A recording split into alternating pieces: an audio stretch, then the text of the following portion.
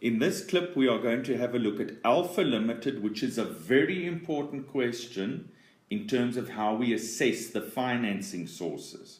Now, Alfa Limited, which is a listed, quoted means listed, manufacturing company, is currently busy expanding. They want to obtain financing to buy a new factory plant, which will entail $7.5 million being spent on the building, the land being purchased for $2.5 million, so $10 million of the financing required would be required for that purpose, and then they need to acquire, in addition to that, machinery, which will be worth, or which is worth $3 million. It is used machinery.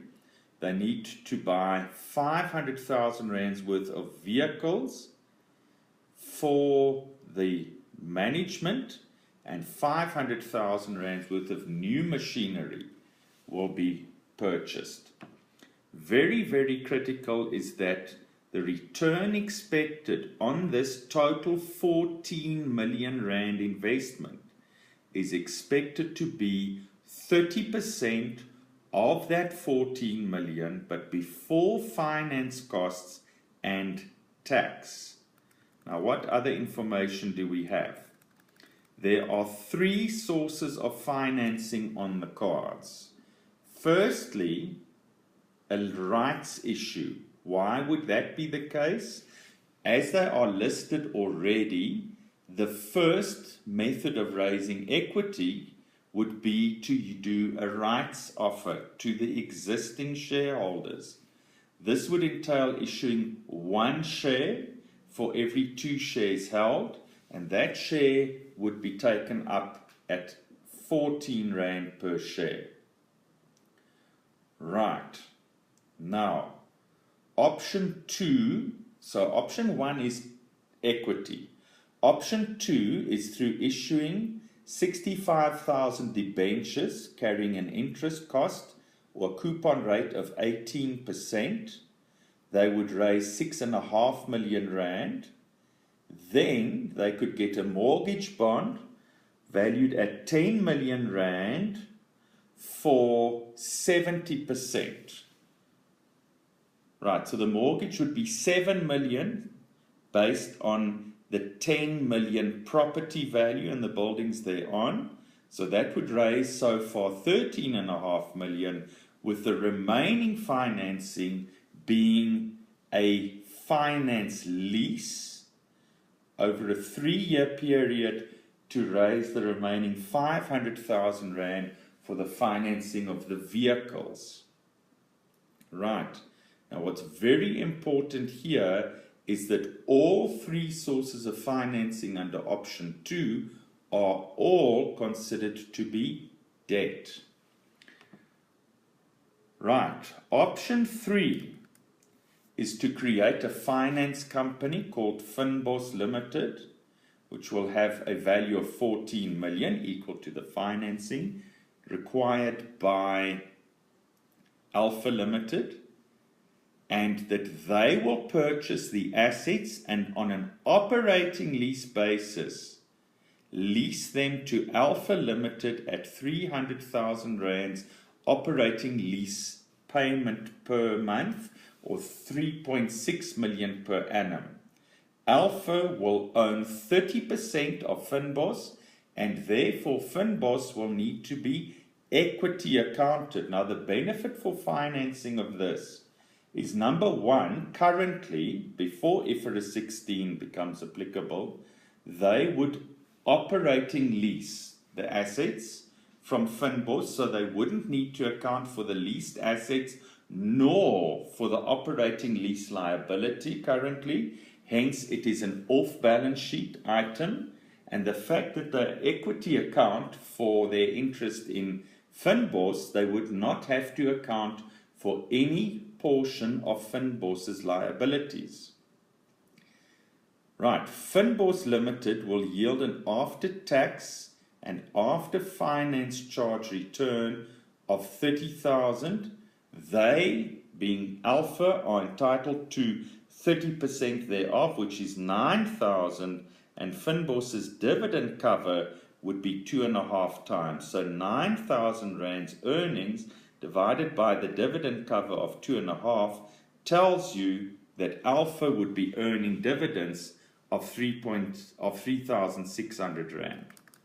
Now, what additional information is given? Firstly, the cum rights price, we assume, of the Alpha shares is 18 rand. That is the relevant amount, not the highest and lowest prices at which the shares traded in the last 36 months. And then the directors of Alfa Limited hold the majority shareholding, and that is that they own 50.5%, which is not considered public, with 30% being held by an insurance company. They are also not public, and so there's an interesting dilemma here, and that is that they actually will need to insure, possibly by getting the directors to sell 0.5% of the shares which they own currently to reduce the non-public shareholding to 80%, because they in fact currently do not meet the JSE's listing requirements. You are then given the statement of financial position, and the most important issue to see there is that the land and buildings which they currently own is carried at 21 million, while the market value of the land and buildings is 30 million, so they could do a revaluation here of 9 million. The market value of the equipment is 27 million, while it's carried at 20 million, and so a revaluation surplus of 7 million, ignoring any deferred tax resulting from any revaluation here, would result in a 7 million revaluation surplus. Right, the profit currently is given in terms of the statement of profit or loss, and we will refer to that shortly.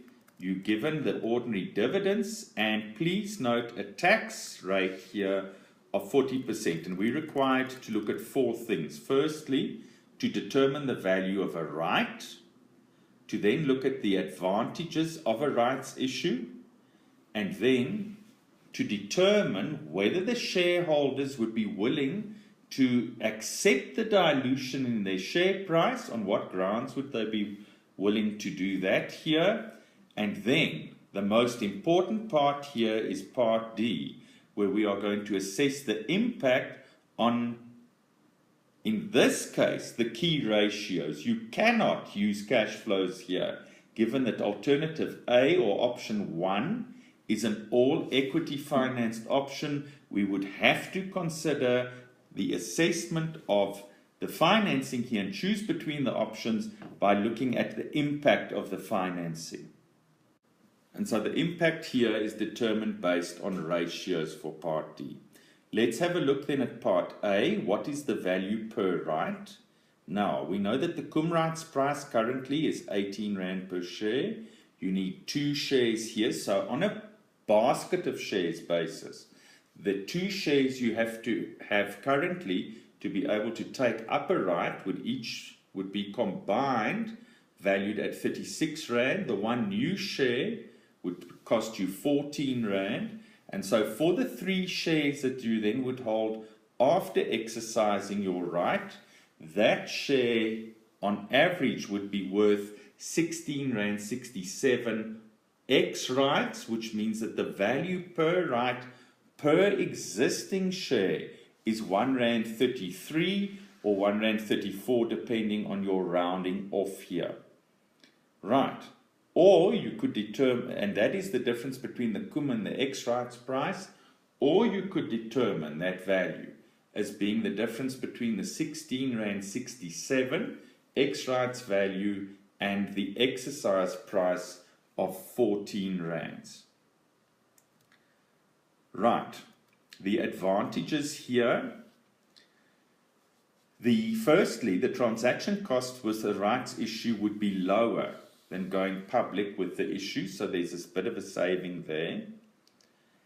The existing shareholders, to the extent that they take up their right and take up the share, per 2 existing shares that they hold would result in them protecting their interest against any potential dilution. Right. And then they would be given the benefit here of the shares being priced lower than the market price. And finally, barring the improvement in the debt equity ratio, there is a further added benefit here. And that is that the debt equity ratio being strengthened is also the further advantage being that they comply with the listing requirements of addressing the preemptive right which the existing shareholders have to take up new shares. Right. Now, in the next section, part C, the question states, would the shareholders be willing to accept a dilution? And the answer to that is, should the future growth of the company improve due to this investment, that improved future growth would remove or address the dilution effect. Right. And so here, if we assume a price earnings ratio here of 10 and an earnings per share of 10 cents, that would result in a market value for these shares then hypothetically of 1 rand. Right, now what you would like to prove then is that any possible dilution in the earnings resulting from the rights issue would be made up by improved growth, which would increase the PE value. And so if the PE multiple was to increase due to better growth, that would eliminate the dilution that is possible. And so the share price could be maintained if there is good future growth, which would result in the PE improving from the hypothetical example of 10 upwards. And so a higher PE would eliminate the impact of a lower earnings per share resulting from the rights issue. And so then, and only then, would the shareholders be willing to accept a dilution. Now, the financing options in Part D. There are 5 ratios that have been chosen. Firstly, a return on total assets. You could do a RONA here as well. The debt equity ratio, the interest cover, return on equity, and earnings per share have been chosen. Why do we take ROE? That is to see whether there is any potential benefit here from the debt funding that we're going to obtain in creating a positive gearing impact. Now, please note here that the assets in the asset base have been revalued. And so the 9,000 and the 7,000 figures that you have there the 9 million and the 7 million in the debt equity ratio and the return on assets refers to the 16 million rands revaluation that you need to do for the property, plant and equipment. Right. And then in the ROE, that 16 million is also the revaluation. So let's have a look then at option 1. Now remember, option 1 is solely an equity issue. And so I would take the present earnings of Alpha being 3.45 million. The new investment is expected to earn a 30% return, as the investment is 14 million rand that you're going to make. A 30% return pre-finance charges and pre-tax gives you a 4.2 million return. The tax on that is at 40%, results in a combined earnings of 5.97. This is a pro forma earnings to show the impact of the financing. Why are there no finance costs deducted here? Because it is an equity issue. And so because it is an equity issue, we need to adjust the number of shares in issue. For the rights issue, there are 2 million shares in issue. We're going to issue on a 1-for-2 existing share basis through the rights offer an additional 1 million shares. That results in there being 3 million shares in issue, which gives you a R1.99 earnings. The debt equity ratio, the existing debt of the company, being the three figures that you see there, plus the existing equity adjusted for the 16 million, please, revaluation surplus, and the 14 million proceeds from the rights issue, giving you a debt to equity of 66%. You are getting the benefit here of the equity issue, which it means that the debt equity is in fact then going to be lower than it is measured at currently. The finance cost cover ratio also indicates a benefit, and that is that we are not incurring any additional interest charge.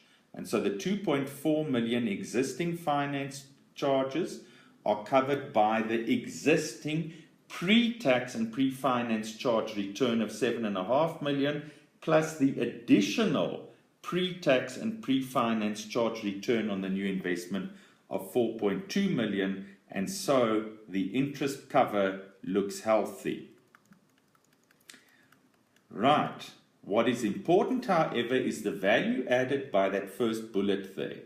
And that is that given that the equity value is very low, the share price is very close to the lowest level it's been at in the last 3 years. It might be wise for them not to do an equity issue here, not only from a dilution in control perspective, but in addition to that, given that the market price is depressed currently, to rather wait and do an equity issue in the future. Now, in terms of option 2, which is solely debt funded, we take our current after-tax earnings of 3.4 million.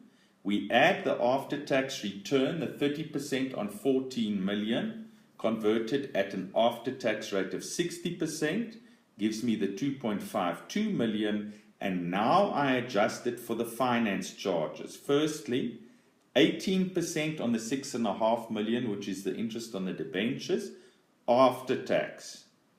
Interest on the mortgage bond, we assume that the full repayment of the mortgage bond will be somewhere in future, and so it's merely interest there, at 17% on 7 million rand after tax. And now, the higher grade application. The interest on the finance lease before tax, with the tax benefit of the finance lease being the full lease payment. Now let's have a look at the amortization table below here. The question states that the lease will be for a 3-year term, but in practice lease payments are made monthly. And so you need to take the 500,000 and say there will be 36 payments over the 3 years, with setting then your calculator to 12 payments per year at 21% interest per annum. You then need to work out what the 12 monthly repayments will be. That is 26,051 rand, and then to amortize for year 1 the 12 repayments in terms of what their finance cost component is. Because remember, for financial reporting purposes, we account for the finance lease through bringing in its finance charges and its depreciation.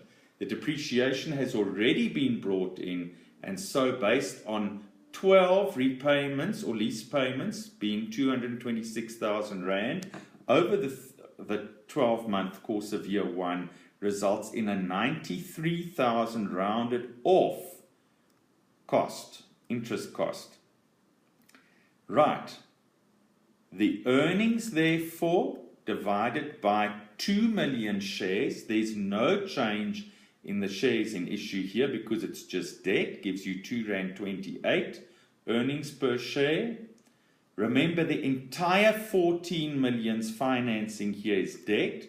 So it is the debt portion of the debt equity is adjusted for 14 million and the equity only for the revaluation surplus, and the interest cover, the 7.5 million pre-tax, pre-finance charge return, plus the 4.2 million, which is the new pre-tax, pre-finance charge return from the new investment, divided by the existing finance charges of 2.4 million and the total new finance charges of 2.453 million. Gives you then the new interest cover. Right. And so your commentary there would be that the new debt equity is probably a bit high, but because you are buying assets which can serve as security, it might justify that, and then there is no dilution in the EPS taking place. Option 3 is a very interesting one, and we're going to end off with that here. Your earnings need to be adjusted for the 3.6 million operating lease payments over the course of a year. That's pre-tax. The full lease payment is considered for tax purposes as an advantage. And then, because we are equity accounting for the associate, the 9,000 earnings that we as Alpha are entitled to are Finboss's earnings of 30 million, the 30% thereof is 9,000. We then add that on here. There is no change in the equity, so we divide that by 2 million shares. It gives us R1.91 EPS. The debt equity, because this is off balance sheet currently, given that IFRS 16 would not yet apply here, and that is then that the operating lease is not capitalized, neither is a lease liability accounted for, and that results in an unchanged debt equity ratio of 83%. That is very critical here. Because it's off balance sheet, there is no change in the debt equity ratio. The interest cover here, we need to reduce our operating profit for the 3.6 million operating lease expense, and we have now got dividend income. Remember, the dividend income is actual cash that you see, not the equity accounted amount. So from a conservative, prudent basis, we will adjust the profit for the investment income received in cash, and that is the 3,600 dividend, and that we divide by the 2.4 million rands existing finance charges. The finance charges for all the new financing sit in Finboss, which we are not consolidating, but equity accounting for, and so we do not bring in any of the finance charges sitting in Alfa Limited. Right. And so if you look there, the best implications or best impact is the debt, which has the most positive impact on the earnings per share. And although, as I said to you, the debt equity is the highest with option 2, the fact here that there is a good return as well as assets which can serve as financing means that the